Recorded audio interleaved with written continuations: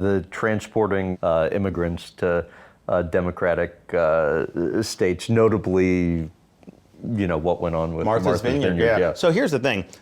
Biden opened the border. I think most people, even a lot of Democrats, agree that was a big mistake, right? Because you have 10 million people. We don't know who these people are. And I get some of the businesses want cheap labor, but that's not in the best interest of the United States. So I sent people to the southern border. I was the first state to help Texas.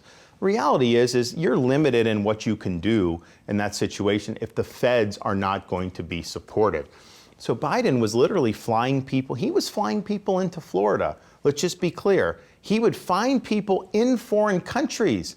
They would sign up through this app, and then he would fly them into the United States. And I think it was frustrating because it was putting a lot of stress on communities. It's obviously not consistent with the rule of law. I mean, I don't care if you want a lot of immigration, no immigration. We don't want people pouring in illegally. I think everyone can agree with that. So, but how do you get traction on it? And as our view is that the power centers that were more supportive of the policy were in a position they weren't having to deal with the effects of the policy.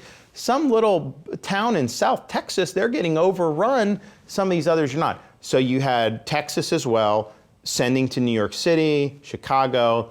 Our thing with Martha's Vineyard was we knew it would be a very sharp contrast. And I didn't know how they were going to react, right? So we did it after Labor Day, so the season had ended. And so they went in, and this was all voluntary. They signed forms, whatever, saying that they wanted to go to Martha's Vineyard. And so they went. And there was 50 of them. They called out the National Guard. They got them off the island the next day. And so I think that showed a lot of people, well, wait a minute. That milieu up there, they're supportive of this. They literally, Martha's Vineyard had an office in their downtown that said, Refugee Welcome Center, nobody is illegal. They had those signs there.